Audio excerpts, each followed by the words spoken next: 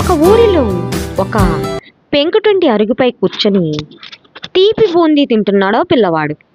పొట్టంలో ఉన్నవి తినేసి ఖాళీ పొట్లం ఉండ చుట్టి విసిరేస్తాడు.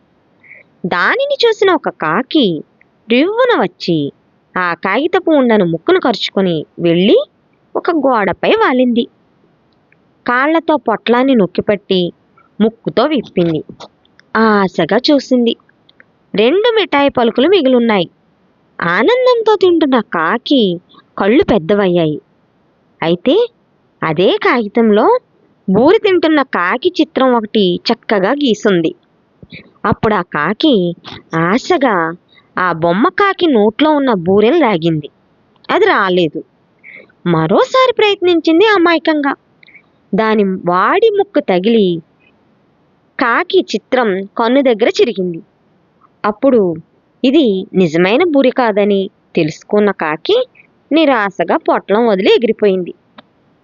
ఇదంతా గోడ పక్కన చెట్టు మీదున్న ఇంకొక కాకి చూసింది.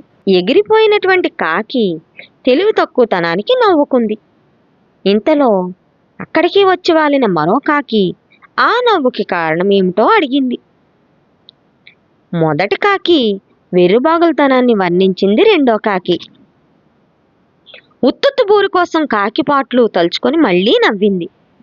మూడో కాకి ఈ విషయం ఇంకో కాకికి చెప్పింది. అయినా కాకి నోట్లో బూరెలు లాక్కోవడం తప్పు కదా అంటూ ముగించింది. తన వర్ణనలో ఇది నిజం కాకి కాదు, కాగితంలో కాకి చిత్రం అనే విషయం చేర్చలేదు. ఈ కాకి తన గూటికి చేరినప్పుడు తోటి కాకులతో ఈ సంఘటనను పంచుకుంది. తోటి కాకి నోట్లో బూరె ముక్క కోసం దాని కళ్ళు పొడిచిందంట కూడాను అంటూ మరో మాట చేర్చింది. ఈ కాకులన్నీ ఎగిరి పక్క చెట్లకు వెళ్ళినప్పుడు కనబడిన కాకులతో ఈ విషయమే చెప్పుకున్నాయి. వాటిలో ఒక కాకి అయితే కాకి కన్ను పొడిస్తే పాపం రక్తం కారిందంట కూడా అంటూ అత్యుత్సాహంతో చెప్పింది. మరో కాకి ఇంకా కొంచెం ముందుకెళ్ళి ఆ గోడపై రక్తపు చారికలు చూశాను అంటూ ఆపోయింది. మరో కాకి నేను ఆపడానికి ప్రయత్నిస్తే నన్ను కూడా గాయపరచబోయింది అంటూ చెప్పుకొని సానుభూతి పొందింది. అలా అలా అలా మాట మారుతూ మారుతూ కాకులన్నీ కలిసి మొదటి కాకిని రౌడీ కాకిగా ముద్ర వేశాయి. దానిని దూరంగా ఉండాలని తీర్మానించాయి. ఇవేమీ ఎరగని మొదటి కాకి సాయంత్రం తన గూటికి చేరుకొని తోటి కాకులను స్నేహంగా చూసింది. అప్పటిదాకా గుసగుసలాడుకున్న కాకులు చప్పున మాటలాపి మూగభావంగా తలలు తిప్పుకున్నాయి. కాకికి ఏం అర్థం కాలేదు. 2 రోజులుగా అన్ని కాకులు వెలివేసినట్టుగా దూరంగా మసులుతున్నాయి. తన తప్పేమిటో తెలియక అది తల్లడిల్లింది.